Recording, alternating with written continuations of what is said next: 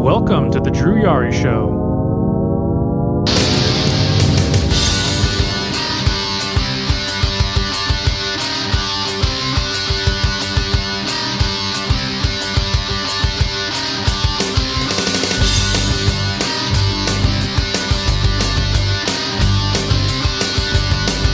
What's going on, everybody? It's Wednesday. It's 9:08 p.m. Central Time here in a very humid San Antonio. It's very humid.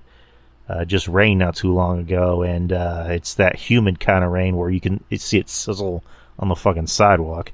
You can make eggs on the sidewalk. I would recommend not making eggs on the sidewalk. It's rather dirty, but you know what I mean. But welcome to the show, peeps. We are back, and you already know me. I'm Drew. I'm the host of the show, The Experience.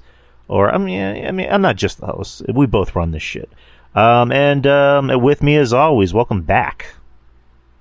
Yeah, Justin from Spinebuster Tees and SpinebusterTees.com.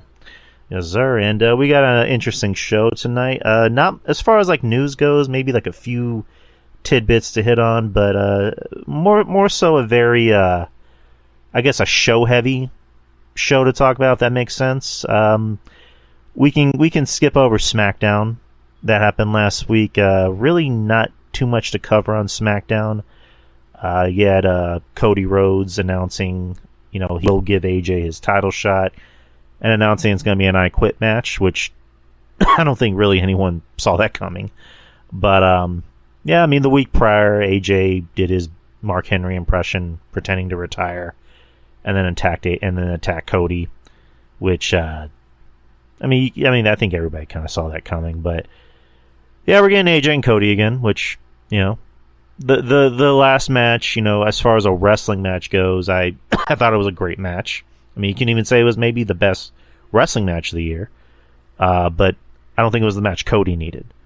I guess for Justin, kind of give your quick thoughts on SmackDown last Friday. Fairly non-eventful show. I'll just say that. And then Nia Jax almost are slipping on ice cubes. That was kind of funny.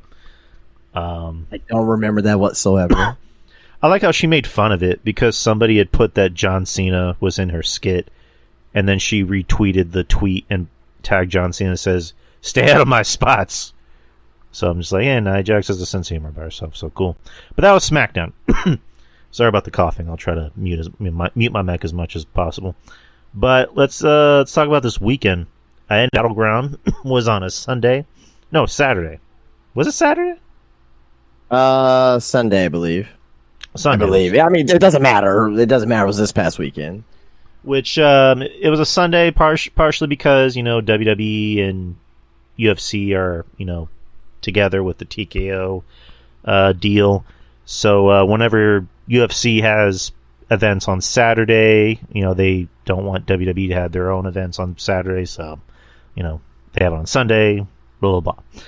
So let's talk about NXT Battleground. Me and Jeff Lippman did a post show on Sunday about this. So now me and Justin are going to do one. I'm not so let me kind of get your thoughts on these. So NXT Battleground, Jesus Christ, June 9th in Enterprise, Nevada, in the UFC Apex Arena. There were 6 matches, and I thought it was a pretty decent show. NXT shows are usually good for the most part. I think the worst thing I maybe said about a takeover or a pay-per-view for NXT was maybe like it was just okay. I can't really think of an NXT pay-per-view PLE takeover that was bad. Just my personal opinion, but so the first match on the card, you had a ladder match for the inaugural NXT North American Championship for the women's North American Championship. You had Kalani Jordan, Sol Ruka, Lash Legend, Fallon Henley, Jada Parker, and Michin. I say this as a compliment. This is a surprisingly good match. And I say that because you have 4 women, I guess if you want to count Fallon Henley, that are fairly green. I think Fallon's been around for a little longer, if I'm not mistaken. So I would say maybe, 4 women who are very green in this match. Not a lot of botches. I mean, maybe there was some can point them out, but this is a very well constructed, well run ladder match. Like I mentioned, with 4 women who are very green, and Kalani Jordan came out on top, which I was a little surprised by. Not because I don't like Kalani. I do love Kalani. She was my choice for Rookie of the Year. I went with Fallon Henley as first choice, and a second being Jada. But Kalani came out on top, and I'm happy for it because I do love Kalani. Other than she needs help on her promos, but again, this is NXT. It's developmental. Like I fall into that trap of like forgetting that it's developmental. But yeah, Kalani won. Good for her. What'd you think about the match? Very good opener. All these women here, they very Mia Yim was in here just because she's the veteran and she's been in ladder matches before, so she was really just guiding these women, through the match spots and things of that nature. Lash took a big bump there. I was fine with either woman winning this match, with the exception of Mia Yim for obvious reasons. She's main roster and doesn't fit the timeline of NXT. But Kalani Jordan winning, I'm very happy about that. Can't wait to see what she does with the title. I think she's going to do very good things. And for her being the very first NXT Women's North American champion, that means they got some big things for Kalani Jordan in the future. So very happy for her, and very good match. I also like the fact that they added a second, women's title, this North American title, because you look at the landscape of NXT and their women's division, they have a lot of women. Like, who's the blonde? Something? She's like, who's the blonde? Like, I don't know. Which of the 10 do you want us to guess? Well, I mean, I guess she's with the two. Who is it? Malik Blade and Idris Sanofe. Brinley Reese. There you go. Like her, I like. I think she's got something to her, and it's just for someone like her, someone like a Fallon Henley, someone like a Jada Parker. This gives them the opportunity to go after something else and not just feel like, hey, we got all these women here and we don't have anything for them to do on this roster, so let's put them on the main roster to see how they sink or swim. So, and I kind of hope they do that with the main roster too. Bring in a women's Intercontinental title, a women's US title, something like that, because again, we have a lot of women on these rosters, and a lot of them are actually very good. They just need more opportunities, so this creates more opportunities for them. So I'm all for this. And again, I love Kalani. I'm happy for her. Next match is you had the NXT Tag Team Championships. Nathan Frazier and Axiom versus the OC, Luke Gallows and Carl Anderson. I was kind of half paying attention during this match. I'm not a big OC fan, personally. It's weird because the match itself wasn't bad. I thought this might have been the best OC match I've seen them have in WWE. But I don't know. I can't get into the OC. I can't get into Carl Anderson or Luke Gallows. Axiom and Frazier. I like Nathan Frazier. The guy is athletic as hell. Like the way the guy moves around the ring is incredible. I don't know. It's weird. I don't mean to compare, but it's just like I probably take him more seriously than I do or I probably take them seriously than I do was it New Catch Republic? I don't know, something about them I can probably latch onto a lot more than them. But this match again wasn't bad. It just wasn't really catching my interest as much as I wanted it to. So, but yeah, Axiom and Nathan Frazier came out on top. Thoughts? I thought it was a very good match. I thought all 4 guys looked very well in this match. This is probably the best Carl Anderson's looked in a while. Nathan Frazier and Axiom, gonna say best tag team in WWE, all 3 brands. So, I do want to see them versus ABC. I definitely think that will be a good match, a good showcase match for those 4 to go up against each other. So yeah, I think that's something that could happen in the future possibly. But as far as this match was concerned, very, very, very good tag team match. It's not a tag team match of the year or anything like that, but it was a very good tag team match for a pay-per-view though. All right. Next is the NXT Underground match. You had Lola Vice versus Shayna Baszler. This was fun. This was a very fun match.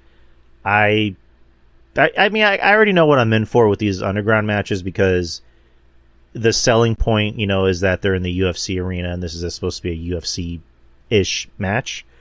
And they're not actually going to hurt each other, but at the same time, they look like they're actually really laying it in pretty stiff. I don't know if that was just me that noticed it, but this is a fun match. This was, mainly launched to get Lola over, and it did its job.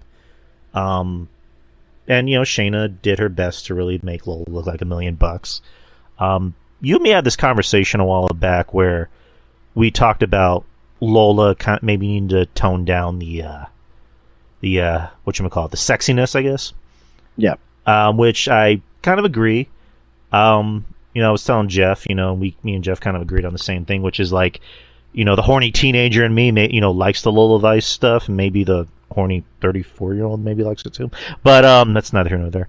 But just, I guess the sensible wrestling fan, the sensible adult, is just like, okay, the dancing's fine, but don't just dance for the sake of dancing. Like, don't just go out there and twerk in the middle of the ring. Like, if you just won the match, yeah, dance. Like, cool. Because she used to do that in MMA. Like, she would win a fight, and she would start doing her salsa dancing and what have you. Like, don't just, dance for the sake of dancing. Because eventually you're just going to be known as the girl that dances and she's hot. And, is not known for her talent. And Lola has talent. She's got a lot to improve on. But, Lola's going to be a star. I mean, she's already getting there. But, I do think Lola needs to tone down a lot of the dancing. I think she's kind of slowly getting there. But Lola won. And, what do you think about the match? Didn't really... I won't say I didn't enjoy it, but what's wrong with these types of matches is that you're trying to perceive an MMA-type match, but you're not really, it doesn't translate well for wrestling. These types of matches. Now, I will say this: Masha Savage and Shayna Baszler, that was a good match at Josh Barnett's Bloodsport during Mania weekend, and they had a very similar match too as well. So this one in particular, it didn't really land for me because both these women are former MMA fighters, but they didn't really you can really tell what they were doing, passing through guard and going for triangle chokes and that's not how the MMA fight works. But at the same time as well, if you do a real MMA fight with them, then one of them will get hurt legitimately, maybe more boring than we're anticipating. So it's supposed to be wrestling. So I think trying to find that middle ground between actually having them spar with each other, legit spar, but still keep it part of the match itself, the flow of the match. I think that would be a great idea. But, hey, no one wants to get hurt. I get it. And no one wants to look bad. I get it. But, I thought this match was longer than what it needed to be as well. I think it went, and it felt longer than what it actually was.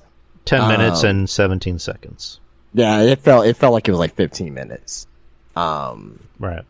Yeah, so that's not a good feeling. So it should have just been short, sweet, 7 minutes, right? And at the end of the day, there was some entertaining stuff in the match, but overall, it was a miss from me. Lola Vice is not buried or anything like that. I'm not saying that either, but what I am saying is that this particular match just didn't cut it for me. Okay. Yeah, there was kind of a point where there was some dragging in the match, especially with the Gaga outside of the ring, where it looked like, are they actually going to have Shayna go over? But then they were like, oh, is Lola going to go over? And it got confusing in this, I guess 2 to 3 minute span during the match. But yeah, in the end, Lola won as she should have. Next is you had a triple threat match for the NXT North American Championship. Obafemi, Wesley, and Joe Coffey. I get why this match needed to be a triple threat. I enjoyed the triple threat with Briggs and Dijak better at the takeover. Not to say this match was bad, but I thought maybe this could have been a singles match. Joe Coffey, I know people like Gallus. I'm not I don't know. I'm not big on Gallus personally. I'm not big on Joe Coffey, in my opinion. I know Oba needs better wrestlers to get in the ring with to work better, and I get that. I don't know. I thought it just would have worked better with Wesley. There were some spots in the match I wasn't too nuts about, and I know I'm gonna sound like I'm contradicting myself, but like I talked about this with Jeff, where I think Oba is maybe a little too giving when he works with smaller wrestlers. And, he brought it up to me, well, it's like, well, he's in developmental, he's going to need to be giving with smaller wrestlers where he gets to the main roster. Totally get that. I don't know. Maybe just the booker in me. I don't know why. But I did like the match. I didn't hate it. There were some nice spots where when Oba gets taken down by Gallus, and then there was that camera shot where he just rises up and grabs them both. I thought that was pretty cool. And then, the end of the match, Oba dominates by powerbombing West and then powerbombing Joe Coffey and getting the win. And then, there's that crazy shot where he just has like the belt in his mouth and just looks like a complete savage, which, I don't know. I love Oba. Oba's great. Just his entrance, he looks like a star, walks to the ring like a star. I just like that stutter step he does whenever he's going with the beat of his song, that ho, ho. So... But match was fine. And just kind of something I wanted to run by you, and I think you might agree with me. So, being that WWE and NXT and TNA it looks like they still might be continuing this crossover. What's going on with Gallus and Wesley? Do you think it's going to look like that the Rascals are going to come in and help Wes? Yeah, I that's the direction I believe that they should go. I think that makes the most sense. Is it going to happen? I can't tell you that it is going to happen. Because we have a 6-man tag next week that includes, New Cat Republic and Wesley versus Gallus. I thought that already happened. Did that happen on Monday or on Tuesday? I thought that already happened on Tuesday. I may have missed it then. But that was probably the match I missed, because I missed maybe like 20 minutes of NXT, so yeah, I thought it was next week. So if they already happened, then I don't know the result of it, so I don't know. I can't tell you. I can't tell you what's going to be happening next. But to answer your question, yes, that should happen. If there's still a lingering issue between the two, then yes. Right. But overall thoughts on the match? It was a good match, very good match. Liked it.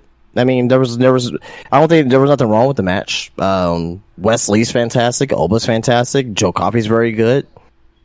I had no issues with the match whatsoever. Oba, I won't say he needed to win, but he should have won here, which he did, and he continues his reign. The only person that's going to stop Obafemi is Obafemi, or maybe Wesley in a actual one-on-one contest, and Wesley gets, the improbable win, a quick roll-up or something like that. They can probably do something with that, so. Yeah, you're right. I mean, with Oba, it's just like, barring any injuries or, insidious behavior, away from the ring, nothing's going to stop him. Well, I didn't say that. Well, no, I'm just saying, like, I'm not saying I want it to happen. I'm just saying, like, stuff like that. I don't think they're gonna take the title off of. I don't think he's gonna do anything like. Well, I hope not. Anything away from the ring like that. I don't want to speak anything on that. So, but what I will say is that when he does lose the title, it's either gonna be to Wesley off of nefarious means, off a roll up, or Oba, makes a mistake in the match because he's young, or there's gonna be someone. Just as credible that'll come along his way to stop him. Who that'll be, I don't know. So we will have to wait and see. Yeah, agreed. Next is you had the singles match for the NXT Women's Championship. Roxanne Perez, the champion, versus the TNA Knockouts champion Jordan Grace. I was kind of surprised. Women. I'm sorry. Go ahead. No, finish, please. No, I was gonna say two Texas women, two women who wrestled here a lot in San Antonio that I got to see, before their runs in TNA and NXT separately. So that's why it's important to go support your indies, because you never know who you're gonna be supporting, and that's gonna be the next breakout star. So in this case, breakout stars. I didn't know Jordan Grace was from Texas. Yeah. Oh, let me look this up. Austin, Texas. She Texas. There you go. She wrestled here like a shit. She wrestled here like a shit ton. Oh no, I know she was here like not too long ago. I didn't know she was from Texas, to be honest. Like, she's from Austin. Yeah. It's crazy. No, like 4 or 5 years ago. Well, no, I'm sorry, like 6 years ago. I'm sorry. She was wrestling here a lot in San Antonio. That's crazy. Did not know. She was here. She was wrestling here maybe like once every couple weeks. That's how frequent she was here in San Antonio. Yeah, support your Texas. I support my fellow Texans. So, didn't know. I was surprised that this match wasn't the main event because really? I thought it was hyped up more between this and the North American Championship match with the women. I thought they were hyped up more, but I just thought because there was more hype surrounding this match of like, hey, we have the TNA Knockouts champion on WWE television. If you main evented this match, then the notion could have been that Jordan Grace was winning. Okay, all right, I guess that makes sense. But yeah, I mean, I thought this match was good as it was. It's weird because it was kind of slow in the beginning, but it was just really physical. Like, hey, Roxanne's kind of a scrapper. Like, she was like really taking everything that Jordan was giving her. Yeah, go ahead. So funny thing is, one of the local wrestlers here, his name's Corvus, and he told me that like the hardest chops he's ever taken, Roxanne. I think you told me that. Yeah, I think I remember you telling me that. Yeah. So he's like, man, that's like the hardest chops I've ever taken. Like, he's been wrestling like for like over 15 years. So, and he's wrestled guys like New Jack. Like, he's wrestled like legit guys. You know what I mean? So, yeah, it's those short Latina girls you gotta look out for. Yep. I mean, she looks like an innocent little angel, but she will chop the shit out of you. But yeah, she was like really holding her own against Jordan. I mean, because Jordan's this massive girl. She's very muscle bound, and there was that point early in the match where Roxanne, I think she tore off Jordan's earring. You can see like blood on the side of her. Well, yeah, it got caught in her in her fishnet, and Jordan's earring ripped out of her ear. So, and like Jordan's really selling that because she's like screaming bloody murder. I'm like, Jordan's selling it or in real pain? well, no, because at first I'm like, wow, she's really selling it. I'm like, oh well, she's actually bleeding. Oh shit. So I mean, that I don't envy that, but a lot of physicality in this match, which I was surprised by. But I loved it. I do love physical wrestling matches, especially with women. I do love it when they throw it down and actually make it look like it hurts. They were really going at it, and I think the crowd, in my opinion, was maybe having a hard time getting into it. Not because it was bad, but I just think they're kind of used to just a lot of the fast-paced matches on the show. That when you actually see like two people have what looks like a very grounded wrestling match, they're like, how do we react to this? I don't know. That's just me. That's just kind of how I look at things. But yeah, these two really had good chemistry. Jordan looked great out there. I mean, I think her NXT run, which is feels weird saying NXT run, but her run on WWE television has been very well received. I mean, she looked great in the Rumble. I mean, she looked great out here. She looked great. I think not the week prior, but her match on NXT last week, I thought was really good with Stevie Turner. Yeah. Great showcase, great display of a little taste of what Jordan Grace could do. So yeah, right. The ending, I did not like the ending, and I will explain why. So the ending, during which you see Tatum Paxley come out and take the TNA Knockouts title, and on the NXT show on Tuesday last week. There was a backstage segment where Jordan Grace meets up with Ariana Grace, and Ariana's like, oh, we have the same last name, but we're not related, and on, whatever. It was kind of a funny bit. And then Tatum Paxley, who has a fascination with wrestling belts, is looking at Jordan's belt and is like, I want her belts. So you include her in the match, which the Tatum spot I didn't necessarily have an issue with. I guess that made sense because I guess it was kind of WWE's way of thinking, like, okay, we're not actually going to have another champion from another company beat our champion on our show, but let's come up with a way to kind of protect both women. So the Tatum spot I didn't necessarily have an issue with. The Dana Brooke spot I had an issue with because that went over like a fucking wet fart. Nobody cared. It's Vic Joseph even said that's that's Ash by Elegance from TNA. I mean, again, is there like a storyline going on with Ash by Elegance and Jordan Grace? Like, I believe Ash by Elegance is applying to be number one contender, or she is the number one contender for the Knockouts title. Okay, there you go.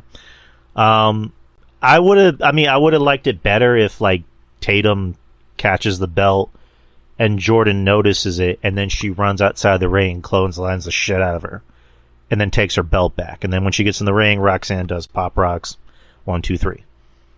Just she gets beat by taking her eye off the ball. Instead, the ending was just very convoluted. Not the same thing, though. Yeah, but the whole thing with Ash by Elegance. You don't like Ash by Elegance. That's the reason why you didn't like the ending. Okay, yeah, fine. Just say that. Just say that. I don't. Okay, fine. Like if it was like Gail Kim coming out because Gail Kim was in the fucking audience. Why didn't Gail Kim come out and like do something? I don't know, but I would have taken Ash by Elegance out and just kind of did my idea. Just so that way it wasn't as convoluted and overly produced. But I don't know. But the ending being that Jordan comes in and goes for her pump handle slam, and Roxanne. It's funny. I said Roxanne countered it. Jeff doesn't think she countered it, but I've seen the replay multiple times and she clearly countered it. Yeah. She that was definitely a fucking counter. That was because she countered to DDT, right? Yeah, she countered into like a Hurricane Rana DDT, or just like a DDT. And then she goes for Pop Rocks and gets the win. So, very surprised with a lot of people on social media thinking that Jordan was going to win. Like, I know me and Ruben kind of told around with the idea of like, what if, but in the end, like, yeah, Jordan's winning because, Roxanne still has more opponents to go through, and I know Julia was supposed to be the next opponent, but she's having surgery, so I don't know how long she's gonna be out for. I'm not being well. I mean, no, she can wrestle. She's wrestling on July 13th. All right, there you go. But yeah, that was my thoughts on the match. What were your thoughts on the match? That was a very good match. Very good women's match. Very physical, back and forth. Jordan Grace has been very, very good for a while, and people are now finally starting to see that, oh, she's actually really good when she's been this good for a while already. So I'm glad that she's finally getting that exposure. Roxy's fantastic. She's great. I don't think this character's perfect for her, but her character is a lot better than what it was from before. So I'm very happy that they are taking, that she's taking that chance on, because she was always babyface. She never really a heel.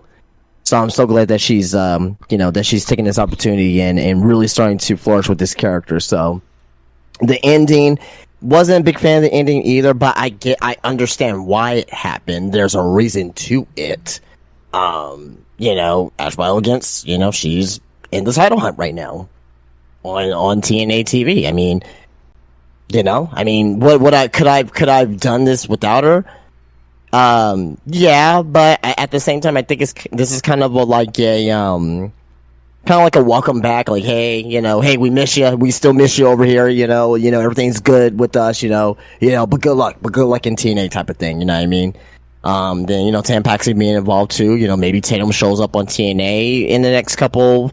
On tomorrow maybe, we don't know. But also as well, we'll see who Jordan Grace is going to be facing too at the next TNA pay-per-view, because I believe it's going to be a open challenge too. So I don't know if it's going to be like a 3-way, because I know Ash by Elegance, she's trying to make claim towards the title. So I'm not really too sure what story they're trying to tell there. But outside that, I thought this definitely does get a thumbs up for me for sure.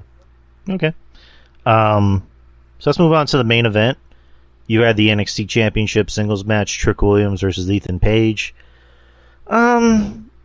This was just fine. This was, to me, the definition of it was a fine match. Trick needs workers. He needs better workers to make him look good. Because, Trick is still green. And, at the end of the day, it's developmental, but Trick is green. They love Trick. People still say his theme. They still say whoop that Trick. But yeah, this is just a vehicle to put someone in the ring who's competent enough to a cohesive wrestling match to make Trick look good in the ring or improve his skills.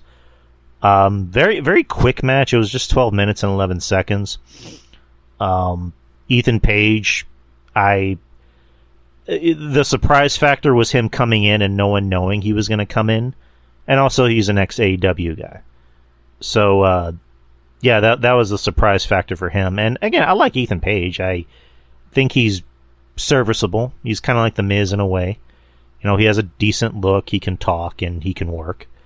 But yeah, this was just to kind of get over Trick and make him look better in the ring. And then afterwards, I was kind of thrown off because afterwards, you see Trick celebrating with Sexy Red. Yeah. With Ethan sulking in the corner, and I'm thinking, is somebody gonna come out? Is Moose gonna come out and do a stare down with Trick, or I don't know, someone being with this crossover thing? But no, goes off the air. But what were your thoughts on the main event? That was a good main event. I thought Trick and Ethan worked semi well together. I know they don't have much rapport at all because Ethan just signed with NXT, and the fact that they went out there and put on a pretty good main event was admirable. It was admirable between the two. Also, on top of that as well, you're not going to take the title off of Trick right now, but they made Ethan Page a immediate main event contender for the NXT Championship. So, that Ethan's going to win that title, probably sometime this year, by the end of this year, barring injury or something like that. So, but, yeah, good main event. It wasn't like an NXT classic, very far from that, but it's still good. Sexy Red coming out to celebrate at the end, she was the host of the event. Good stuff. Good stuff. Left everyone on a happy note, I will say. Yeah, not complaining. What was your thoughts about the them being the UFC Apex? What do you think about the setting, the lighting, the ambience? I thought it was okay. I mean, there was a thing coming out where the talent wasn't crazy about the setup or working in a what do you call it, a UFC arena. I thought it was okay. I don't know. I kind of prefer maybe a bigger arena full, but that's just me. What'd you think? It was cool. I thought it was a cool setting. I mean, it's a novelty, right? The town is upset. I mean, they're not working it every fucking week, so it's just a one-time thing. Maybe a once a year thing. So, right. But I thought, I think going to these unique places is very cool. You know what I mean?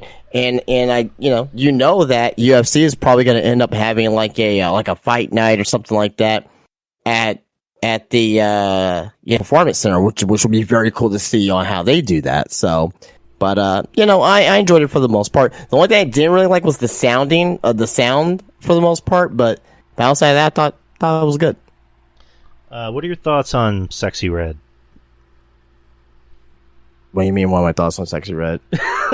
Well, I mean, just how she's being used on the show and blah blah. Totally fine. I'm cool with it. I mean, she's a wrestling fan. And she brings in viewers, and you saw what NXT did in the ratings when she was there. So I got nothing bad to say about her. I mean, as long as they can get better viewers or more viewers in NXT, I'm fine with it. That's kind of how I'm gonna leave it at. She's a wrestling fan at the end of the day. So right. If the people that are online be like, oh well, she's trash. So would you rather than bring in someone like, let's just say Taylor Swift, right? You know what I mean? Who's a little bit more, obviously more TV, ready, right? And she's not going to give a damn about pro wrestling. But you bring in Sexy Red, who's ghetto, raunchy, all that, right? But she's a fan of pro wrestling. Which one would you rather have? I'd rather have the person who actually likes fucking pro wrestling and who actually tweets and, and talks about it and, and it seemed like it seemed like everyone there was having fun. It didn't seem like she was like causing an issue. It seemed like she was doing like TikToks and shit. She didn't have to do that shit. You know what I mean? So, right. You know what I mean? She has a top album right now out. Even though I don't really like listen to her music that much, but the facts are facts. You know what I mean? She has a top album out right now. So, and the fact that she is a wrestling fan, the fact that she is popular as of right now, at least she's popular. And WWE striking while the iron's hot. I don't blame both sides of working together. No, I'm fine with it. I mean, not my choice, but like you said, just she's a wrestling fan. Like, I'd rather have somebody here who wants to be here, not just like I'm because A, B, C, and D. It's like when Raw was doing like the celebrity guest host. And everybody that they brought in had no idea what the product was. They were just there to sell a movie or a TV show or what have you. Like, Bob Barker. Like, you think he fucking? Oh, Bob Barker's awesome. Like, that was just awesome to watch. Well, I mean, yeah, but do you think he was actually there for fucking pro wrestling, or was he there to fucking advertise shit? So, I understand. I love Bob Barker, but like, my thing is that the narrative changed depending on who you like and who you don't like, right? No matter, like, even though she is a fan of pro wrestling, there's still people saying that we don't want her here. It's like, really? Like, well, like, I mean, I'm not a fan of her music either. Like, I don't go out and listen to her music. You know what I mean? But it's like, you want to have those people in the wrestling fans corner because wrestling is such a niche to where that any type of celebrity that comes out and says, hey, I love pro wrestling, or hey, I like pro wrestling, or they're tweeting about pro wrestling, they're tweeting about NXT, you want those people on your side as a pro wrestling fan. You don't have to listen to their music or anything like that, but just be like, hey, Sexy Racious pro wrestling fan, hey, I respect her for being a pro wrestling fan, and just leave it at that. Okay. No, I do respect her for being a pro wrestling fan. So, again, it was an interesting topic to bring up. But that was a Battleground. I gave it I forget if I gave him a B- or a B+, but yeah, it was like around the B area. What letter grade would you give it? Letter grade C, 7 out of 10. Okay. Monday Night Raw. We don't have to talk about the whole show. I guess just talk about the big plus points. So the news before Monday Night Raw over the weekend, Ricochet apparently has told management that he will not be renewing. He will let his contract expire. That is, I'm not sure if it's this month or next month, but it's as of right now, his contract is should be expired sometime around July. That's coming from PW Insider. So okay. So going into Raw. You had a match with Ilya Dragunov and Braun Breaker, which I was a little mad that it was like, all right, why is this on free TV? But I still enjoyed it. It was still a great match, very physical match. It makes everything look legit. He's a smaller guy working against bigger dudes, but it looks legit coming from him because he's out there getting his ass beat and then kicking ass. And then Braun Breaker with this new heel character, which I love. He's great. He's this loose cannon kind of character. I mean, basically he's being a Steiner. He's being like Uncle Scotty. He's wrestling like his dad, and he's acting like Uncle Scotty. So that's, I mean, if you're a Steiner, that's how you have to be. You have to be a loose cannon in some aspects. But great match. Braun gets the win. Afterwards, Ricochet makes the save for him, and then Ilya gets to the back, and then Braun spears the shit out of Ilya. And then beats the shit out of Ricochet by putting him through a glass window. Real glass. Crimea River. But no, he beats the shit out of Ricochet, and this is just a way to write Ricochet. Wait, hold on. So I saw this on Twitter. Why was this okay for them to use real glass here, but when Jack Perry did it, it wasn't okay for some of the WWE WWE apologists out there? I don't know how to answer that question.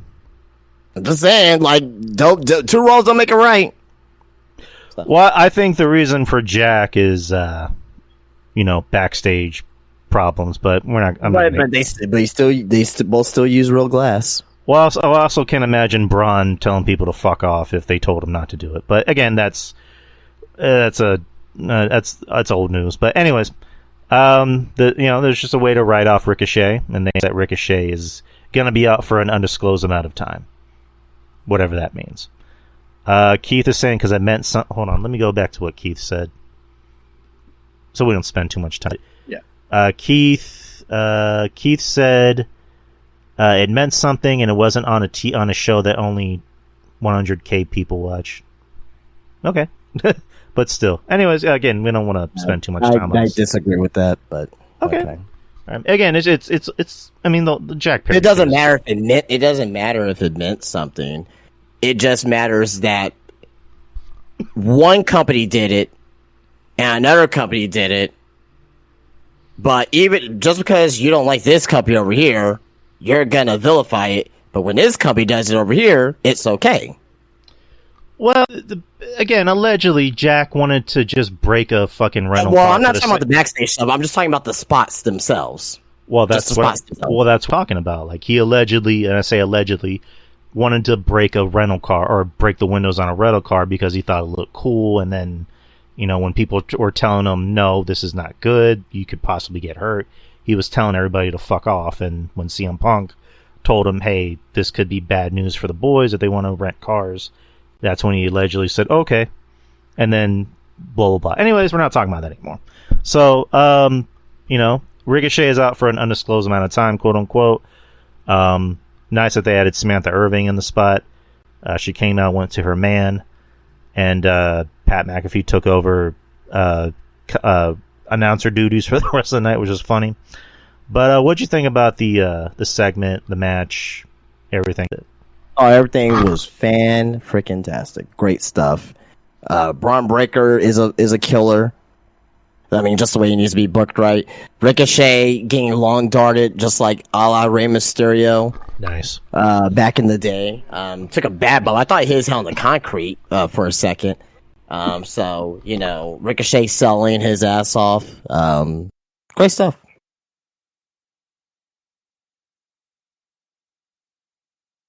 Oh, no, you're good. No, I loved it. I love what Braun's doing. I love badass Braun Breaker. I even love that he's kind of a bully in the back. Like, there was that bit where, like, they show both of them arriving to the arena and you see Braun just, like, shove somebody out of the way. So, I'm loving Braun. I'm just hoping that they do a thing where Adam Pearce is like, I can't control you. I'm going to trade you to SmackDown, blah, blah, blah. Because, I don't know. I think there's so much going on Raw. Like, they're so stacked that I worry for Braun running out of opponents or not really having enough opponents. Just kind of like how I worry about Cody on SmackDown, where it's like he needs heels. And I think Braun will be the perfect heel. Not saying rush that, but I don't know, lately they've been kind of rushing things, but we'll talk about that. But that was that.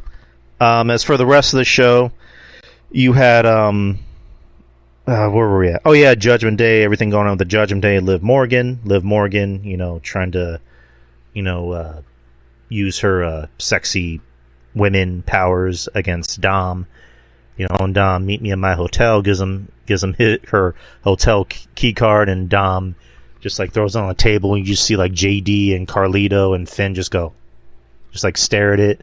Carlito goes, "That's cool," and then someone takes it. And it ends up being Finn, which, there's ideas on how that's going to work out.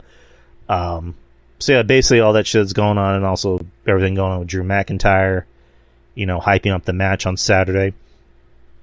Drew McIntyre, it's funny, he posted like a link, not I guess not a link, but like 10 years ago, he was released from WWE, along with, actually, let me pull up the thing he put, because it's kind of like an interesting topic. So, Drew McIntyre. Should have had this already. Alright, Drew McIntyre, here we go. He put June 12th, 2014. Brodus Clay, Evan Bourne, Teddy Long, Kurt Hawkins, and other WWE superstars were released. I didn't even make the headline. 10 years later, I am the headline. And just to kind of go over it again, June 12th, 2014 on Thursday, JTG, Drew McIntyre, Jinder Mahal, Oksana, Kurt Hawkins, Teddy Long, Camacho, and Brodus Clay were all released. The headlining superstar was Oksana on WWE's webpage. And now, 10 years later, Drew McIntyre is going to main event a pay-per-view in Scotland. So, Drew's come a long way. And, again, goes without saying, I've said this multiple times, he's doing his best work currently now as a character, and also ring-wise. I mean, again, I've always liked Drew. When Drew came back and he, looked a lot more, built, dyed his hair black and, was getting better in the ring, I was always a Drew McIntyre fan, even during COVID. I thought he did a good job at carrying the company on his back while he was the champion. It was unfortunate because he became champion, in front of fucking nobody, and basically had to carry the WWE on his back, in front of arena or in front of crowdless Raws and crowdless pay-per-views, and then the Thunderdome. So I'm liking that he's getting his second itch, but. Where was I going with this? The main event ended up being. Not sure. Yeah, no, I lost my train of thought. The main event ended up being two Scots actually, actually an Irish and a Scot. Drew McIntyre and Finn, which was a decent match, a pretty solid match. I can't recall ever seeing these two ever actually wrestling together. If I'm missing something, or just having like a straight one-on-one match. Decent match. I kind of fell asleep during the end, but I saw like a replay where didn't Finn and JD come out of Liv's hotel room? I believe so, yeah.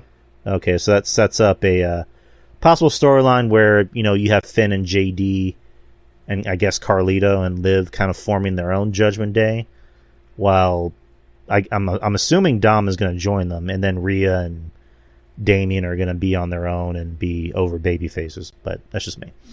What do you think about everything going on with the Judgment Day and shit? It is a bunch of wrestling bullocks, but that doesn't mean it's a bad thing. It just means that they have to tell a story like this, but I think it's over the top, but also at the same time as well. A lot of people are enjoying it, so, and I'm enjoying it too as well, so, it gets people talking. Too many fucking hoary people on Twitter, like, chill. But outside of that, it's good shit. Good shit. And then the rest of Raw, it was, kind of filler. A lot of it was to kind of hype up Money in the Bank next month. I know Jey Uso did a promo last week. Ludwig Kaiser, who I'm glad that they're putting the gas behind Ludwig and making him look like something. He beat Sheamus last week.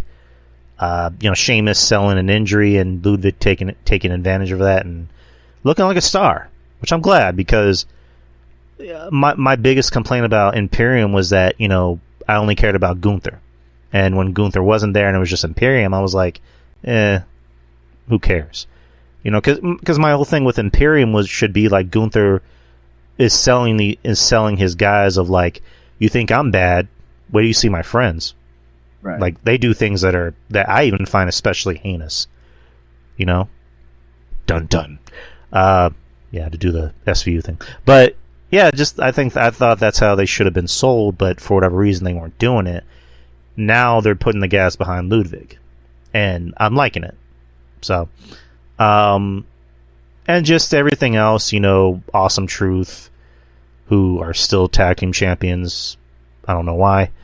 I just I don't know. I think they need to get the tag team titles off of those guys. Like the moment for R-Truth at Mania was fine, cool, but I think they need to take the titles off them. Who they give them to, I don't know, but just give them to somebody who actually benefits from it a lot better, in my opinion. And then Karrion Kross still doing his Sean O'Haire Devil's Advocate impression with the New Day, trying to break them up. Will they, won't they? And yeah, that's really about it. So that was Raw for the most part. Let's go to NXT real quick to kind of run that down. This is just the aftermath of NXT. You had Kalani kind of open the show as the North American Women's Champion. Again, a very likable babyface. The people love Kalani. I love Kalani. Needs work on her promos, but again, like I've said time and time again, this is developmental, and I seem to forget that. So I run into that brick wall of this is developmental. And Cody Rhodes appeared on the show. Cody Rhodes put on a tweet that he was going to show up in NXT and maybe see some old friends. Shows up on NXT and then meets up with Trick Williams to tell him, hey, I've been granted authority to let you know who your next opponent's going to be. And it's going to be next week in a 25-man battle royal. And there's going to be people you know and people from different locker rooms. So whatever that means, I guess we'll find out next week. I mean, hopefully, I mean, I'm assuming this is the idea. Hopefully it's like a Royal Rumble type thing where, you know, it's not just like everybody appears in the ring all at once, because that would be kind of weird. Where it's just like, is that Hammerstone? Is that Josh Alexander? It's like, yeah, it's about Royal. Yeah, you can't do a Rumble on a Royal Rumble on TV. I mean, you could. No, you can't. I disagree. I think you could. You can pull it off. So you'll do a 25. So half, like over half the shows a Royal Rumble, and you can't do that. You can't do that on TV. If you're it's about Royal. If you're hyping up, there's going to be people from quote unquote different locker rooms. Like it'd be, I don't know. To me, it's just like the whole thing of like, let's have everybody pile up in the ring.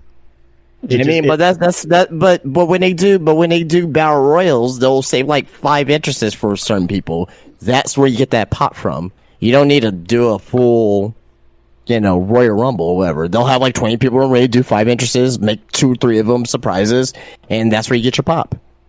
Okay, again, just my opinion. Celtics won, by the way, so they're up 3-0. So they're 1 win away from the NBA championship. First championship since 2008.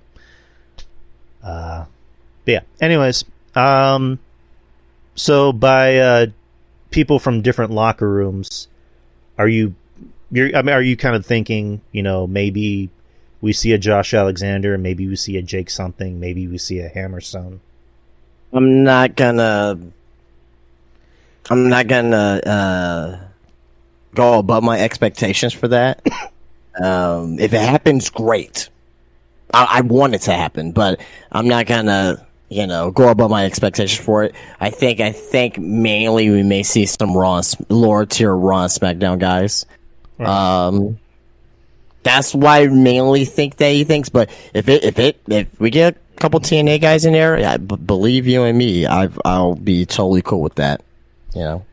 Matt Hardy went on Twitter, in character saying that I will show up to stop these stupid chants and win the NXT title. So, broken Matt Hardy showing up on NXT would be interesting. Joe Hendry. I believe in Joe Hendry. I know WWE just seems like they're chomping at the bit to want Joe Hendry to appear on the show. Like, I know Drew McIntyre put him over, fellow Scotsman.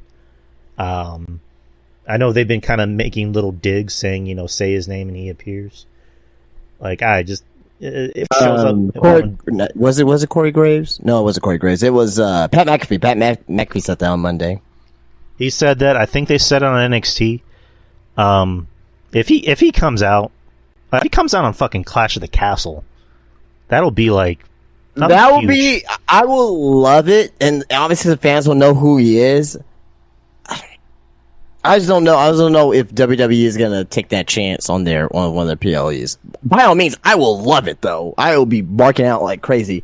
I just can't see them taking a chance like that on one of their PLEs. Maybe in the pre-show. Maybe they can have give them a little spot in the pre-show.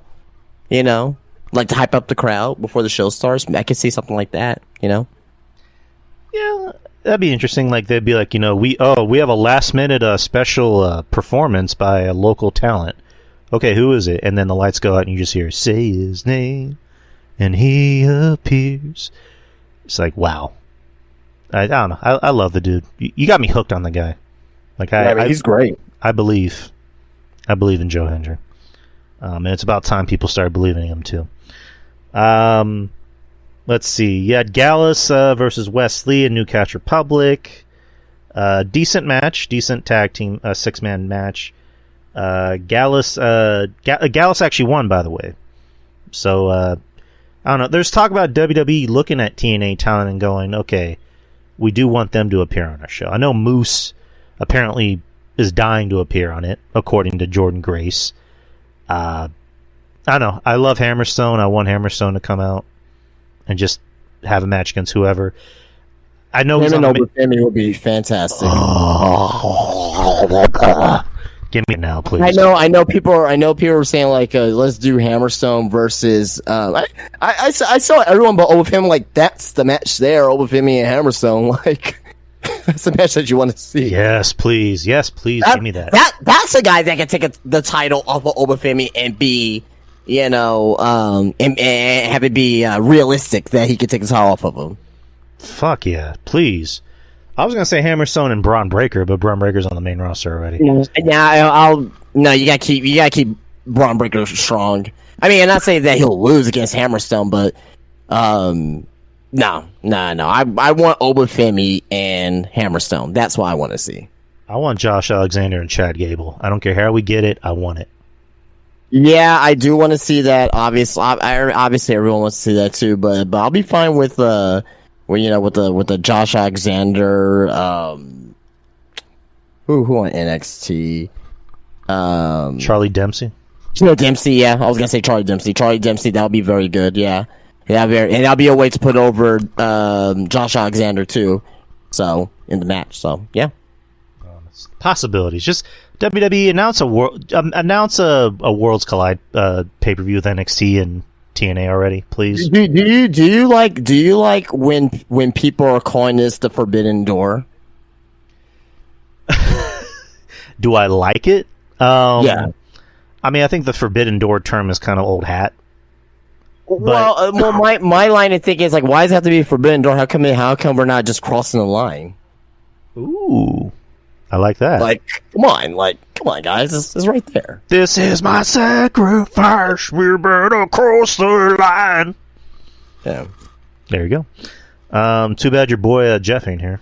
Too bad who? Jeff. I was gonna say not Jeff Hardy. Jeff Jarrett. Oh, I'm back, baby. Oh God, just give me Jeff Jarrett. Give me Jeff Jarrett versus Trick Williams and Jarrett goes over. He just hits him over the head with a guitar and wins. You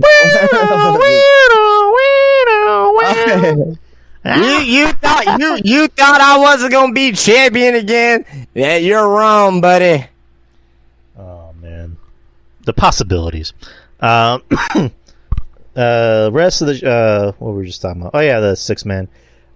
Funny backstage segment with Chase U, where Chase U's getting into it, and then Thea Hale comes in and tells everybody, "Can everybody shut the fuck up and sit down?" Which I thought was funny. She is fantastic. I love Thea; she's awesome.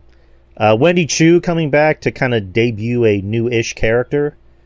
I guess she's supposed to be like a night owl or whatever the fuck she's supposed to be. I don't know. We woke up on the wrong side of the bed. Okay. She beats Brindley Reese. Cool. Alright. And Sol Ruka talking about her weekend at Battleground, so cool. We already talked about Cody Rhodes. Where are we at? Oh, and there was a backstage segment with Cody Rhodes, Ethan Page, and Shawn Spears and Lexis King, where Cody tells him you're all in a good place. So I guess a little cryptic but not so cryptic dig at AEW. Cody Rhodes giving his undashing mask to JC Jane. I'm sure that was cool. A Singapore Kane match with Lexis King and Dante Chen. This was fun. Very physical, for obvious reasons. Very, looked like it hurt. Those Singapore Canes, aren't exactly, fluffy beds. But, yeah, they just beat the shit out of each other, those Singapore Canes. That was kind of the basis of the match. Lexis King got the win. He got a much-needed win after losing to Chen twice. Eddie Thorpe returns to wrestle Tavion Heights and gets the win in a pretty decent match. Tavion Heights with a lot of offense in, which is good because he's. Am I saying his name right? I have a feeling I'm saying his name right. I believe you are. Eddie Thorpe, I really like Eddie Thorpe. I really like his in-ring. I just want them to come up with a better character for him. But his in-ring's really, really good. Really, really good. Yeah, I do like Eddie Thorpe. It's just something's missing about him. And yeah, you're right. The whole his character, right? Yes, he is Native American, but it's and I get the whole he kind of wants to add that as part of as who he is. And maybe it sounds like I'm white-splaining this, but it's just okay, what else can you do? I don't know. I don't know. He's very good, and I do like him. He's missing something with his character. I can't really nail what it is.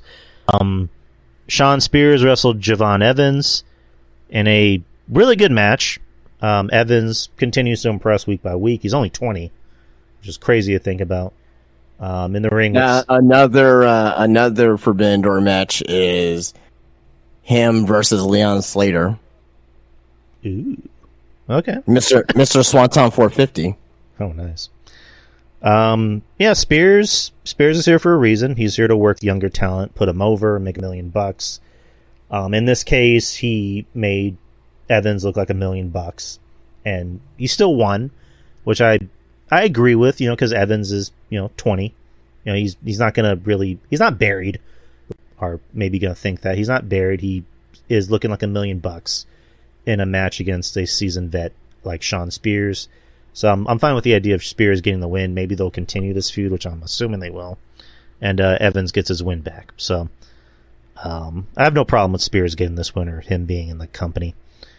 And then Roxanne Perez closed the show by, I guess, with her State of the Women's Division, which I thought was going to go differently. I thought it was going to be hey, here's another person coming out. Which... I guess in a way I'm glad they didn't, because then that would have been okay, Roxanne is only here to be the centerpiece for other people coming out and being a surprise. But Ava came out and just said pretty much you want me to thank you for doing your job, essentially. And then JC Jane comes out wearing the Cody mask over her mask, which I thought was weird. Lola Vice came out. I forgot who else came out. But yeah, the show ends with Lola Vice and Roxanne leveling everybody outside the ring, and then Lola staring at Roxanne's belt.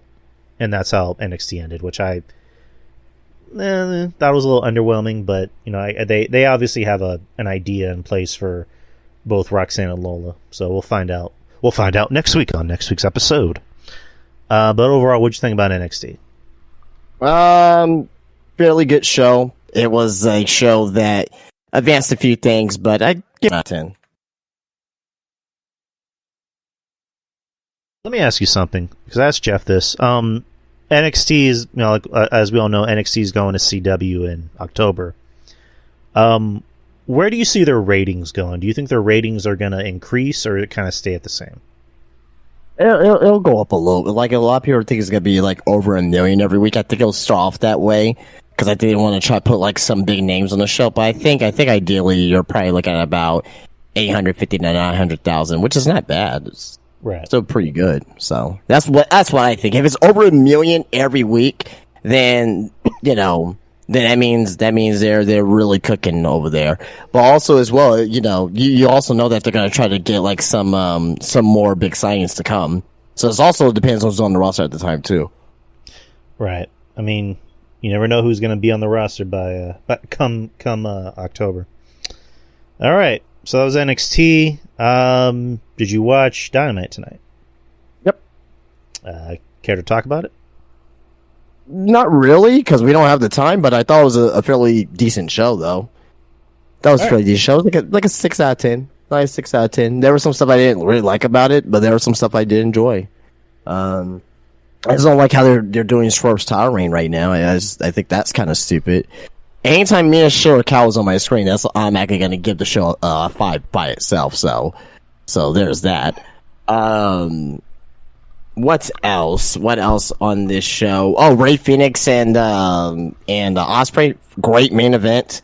I mean, now at the end of the day, is it going to mean anything? Not really, but it was a great main event. It was a great wrestling match.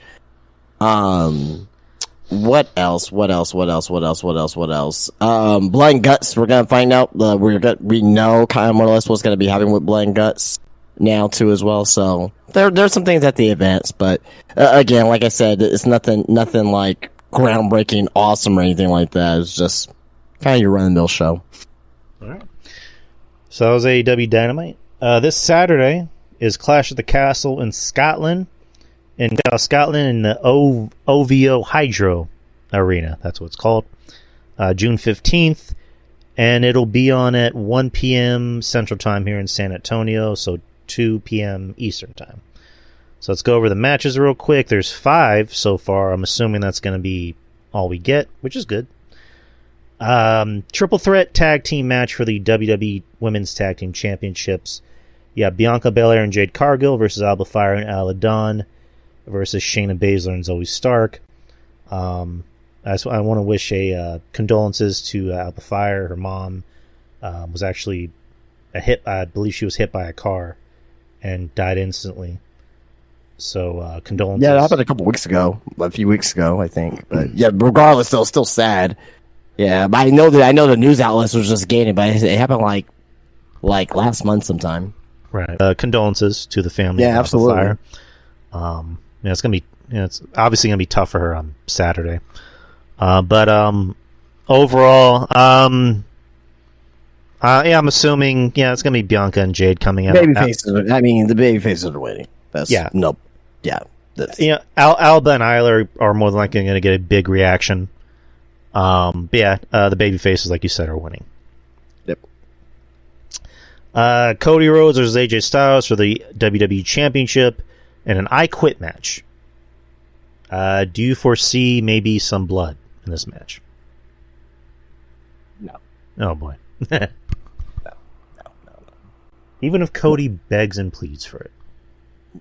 if we get it, great. But like, I'm not every stipulation match needs blood. I mean, does this need blood? I don't think it needs blood. I mean, no. AJ faked a retirement, but like, is this a blood feud? No, it's not a blood feud.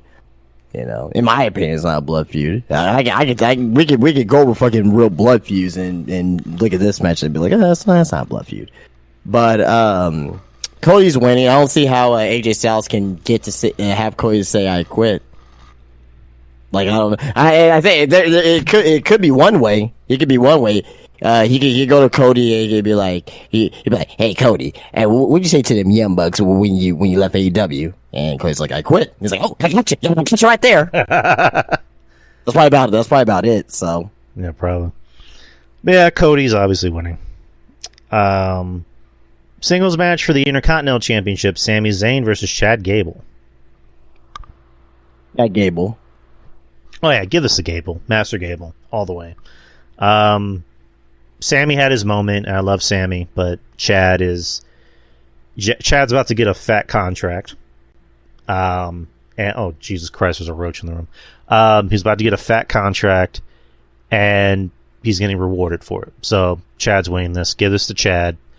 Chad all the way. Singles match for the Women's Championship, WWE Women's Championship. Bayley versus Piper Niven. This is a catalyst to, for Piper, who I believe is from Scotland, and she's the hometown hero. Blah blah blah. But Bayley's winning. Yeah, is winning. Main event time. Speaking of hometown heroes, singles match for the World Heavyweight Championship. You have Damian Priest versus Drew McIntyre. Judgment Day are banned from ringside. That includes Dirty Dom, Finn Balor, and JD McDonough. But you know who isn't banned from ringside? CM Punk. So how does he play into this? If you had to guess. He interferes and calls Drew the match. I think that's how it's going to go. I mean, if they give it to Drew, that'd be great. But the obvious idea going to SummerSlam, which is going to be, in a few months, or a couple months actually, is Money in the Bank too. Yeah. Oh, Money in the Bank. We got that next week. But or not next week, next month. Punk and Drew, which doesn't need a title. I mean, it's one of the most over, bits on Raw. It's probably the best feud going right now, and it happens very sparingly, which it should, because Punk's on the show all the time, which he doesn't need to be on the show all the time. But yeah, Punk and Drew is the money feud and doesn't need a title. I mean, if you put a title in it, that's fine, but it doesn't need a title. Because it looks like they have bigger plans for Damian as the champion, involving Finn. But yeah, I mean, as long as Drew doesn't sing American Pie afterwards, I'm fine with that. But yeah, so Damian winning with Punk coming out and interfering? Yeah. So that's it. That's our predictions. I guess we can skip TV ratings. Do you have any, maybe some quick news things to talk about? Yeah, I mean, we don't got time though, man. We don't. That's fine. There was one thing I wanted to run by you, and we can probably get this done in the next 9 minutes. So let me kind of bring this up, if I can find it. Well, while you're doing that, I might as well just go over some stuff I got here. Hikareo's last day with New Japan. He maybe joined the Bloodline. Io Sky is gonna be wrestling Utami Hasha Shishida for Marigold. Julia's wrestling in the Sarai for Sarai on July 13th. Tony Khan mentioned that AEW Dynamite's audience demo rising every weekend. That WBD is happy about that. And Penta's contract is set to expire in AEW between August and September. There's interest from WWE in him. That's from Fightful Select. And also as well, Pro Wrestling Noah announces that there will be a major announcement by them and WWE at their Yokohama Bontai event on Sunday. They also say that there will be a message from a certain wrestler, which I think it could be possibly Shinsuke Nakamura. So that's all I really want to go over, but I believe you probably don't have any thoughts about any of those things. I mean, more business dealings with other companies. I'm cool with it. And Penta, I don't know. I think Penta coming to WWE would maybe be 5 years too late. But I mean, it'd be nice to have him. That's kind of how I look at it. Okay, since we're in June and we're in the middle of the year, I thought it'd be kind of fun to go over our mid-year awards so far. Kind of like how we do towards the or at the end of the year where we do our year-end awards. We can do our mid-year awards. If you're down for that, we can kind of rush through this. I wish I would have known. I would have had something prepared for that. Or you know what? We can save this for next week if you want. It's okay. Let's knock it out. Let's do it. You sure? Yeah. All right. So mid-year awards. So far, what is your favorite match of the year?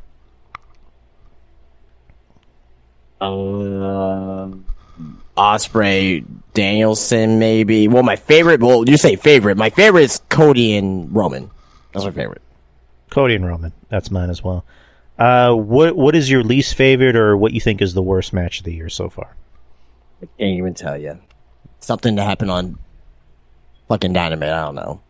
I don't know. From what I've seen, there hasn't really been any bad matches lately. But then again, I haven't really been paying attention to so far there hasn't really been any bad matches, so I'll put that as an NA. Who is your favorite male wrestler of the year so far? Gunther. I'm going to go Gunther as well. Who is your least favorite? I don't have a least favorite. Yeah, so far I don't have a least favorite. Well, at least not yet, anyway. Favorite female wrestler of the year? Probably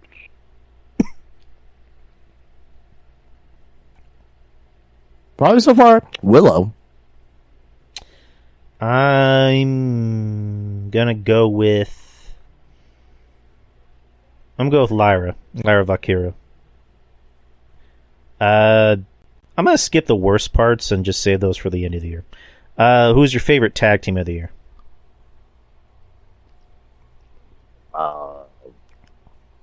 Or who do you, and like as a tag team, who do you think is having the better year?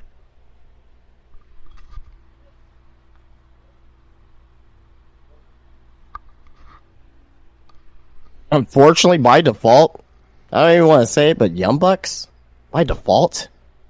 I'll say Axiom and Frazier. Who do you think is the most underrated wrestler of the year so far?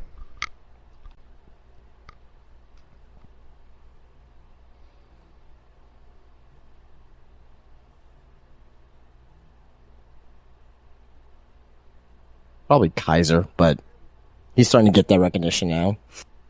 Yeah, I'll say Kaiser. I'll kind of go with the same thing as Kaiser, and he's now getting noticed. Who do you think has shown the most improvement? I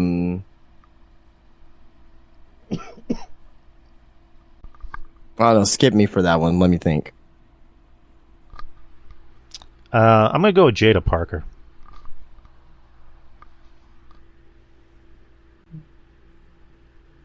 Oh, you don't have one? I'm thinking. I can't think of one. I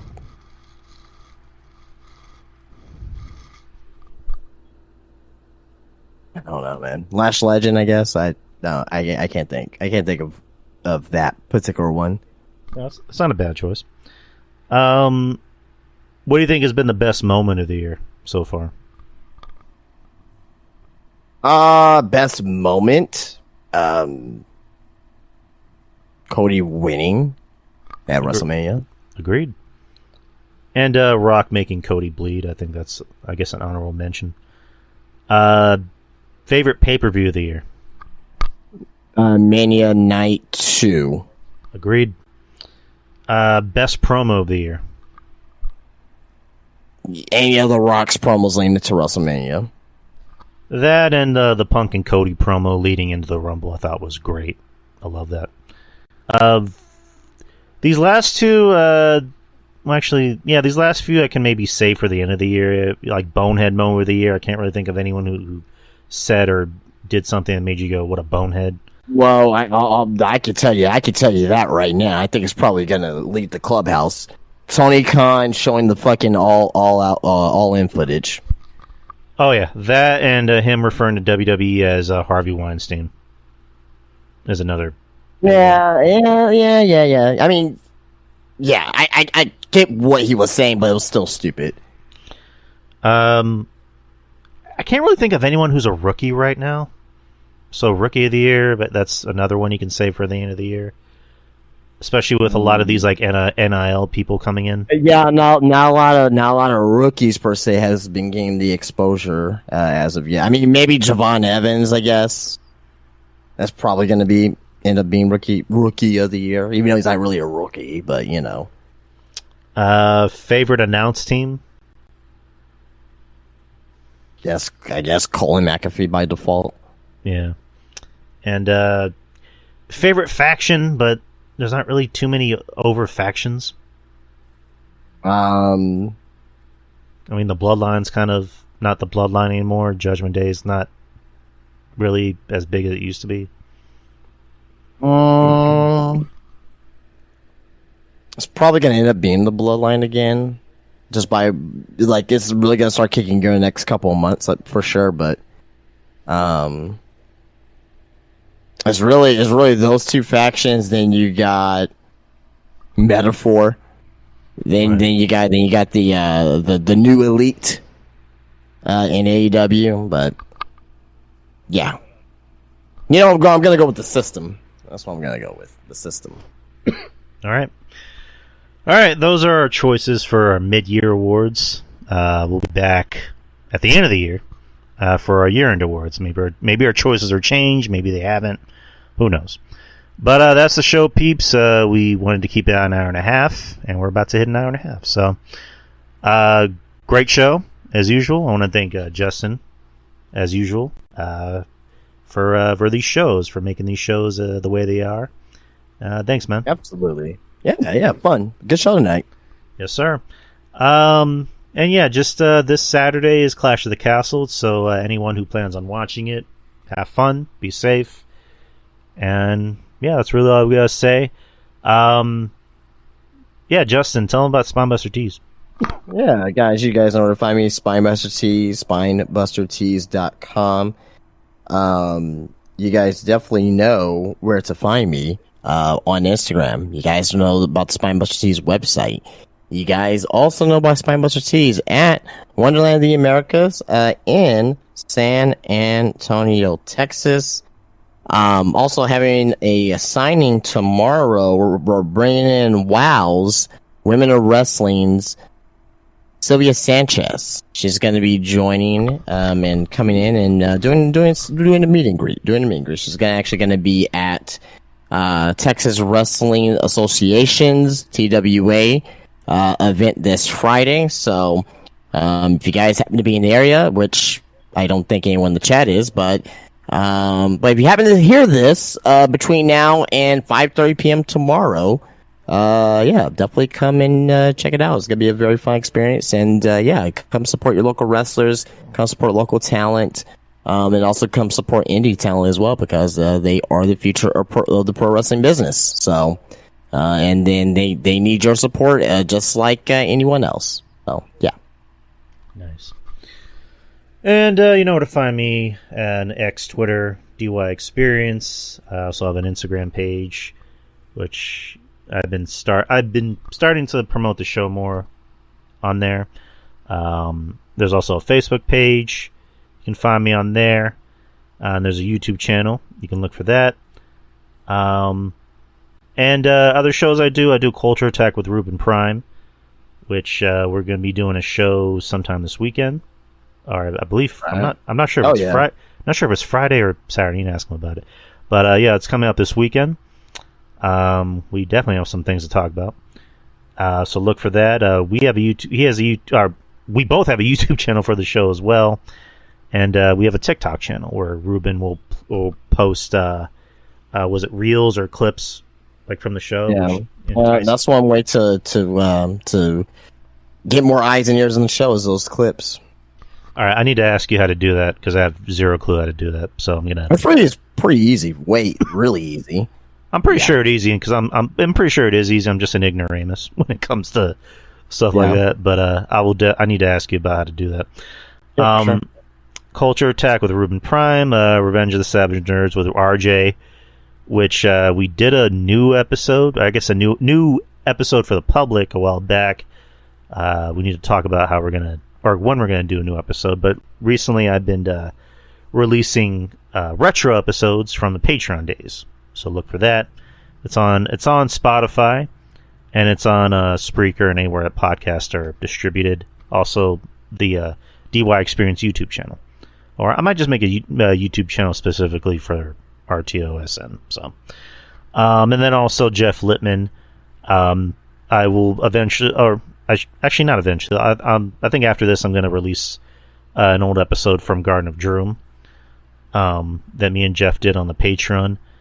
And like I mentioned, we did do a post show for Battleground. We might be doing more of those. Me and Jeff in the past used to do post shows for the NXT takeovers back in the day. So they're fun to do. So look for those.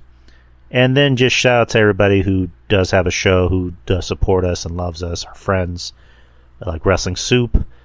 Mish, who gave us this platform on the Discord channel, so thank you, Mish. Also, Joe Numbers, who I believe just had a birthday not too long ago, so happy birthday to Joe. Spitball Media with our friends John Draper, B. O'Brien, and Shaheen. If you're a big fan of movies, movie trailers, horror, they got you covered. They're live on YouTube at 7:30 p.m. Central Time, I believe. And they also have a Patreon channel. So support our friends. Also RJ, our good friend RJ, the Brooklyn Savage, Brother Monty. They have a podcast together, Brooklyn Power Trip, which is every Wednesday morning. Which they record every Wednesday morning on their Discord channel, but it usually comes out like an hour or two later after they're done recording. And then Ruben Prime, a good friend of mine, good friend of the show. Of course, with him. And Jeff Littman, who has 50 shows, 50 other shows after this, our resident lawyer. And pretty much shout out to everybody else who's a friend of the show. Trez, Kevin Castle, everybody else. We all love you, and we all support you. And we're glad you love us and support us, I hope. So anyways, guys, we're done. I'm getting off. I'm going to edit and upload this show along with a few other shows. So we will see you, next week, actually.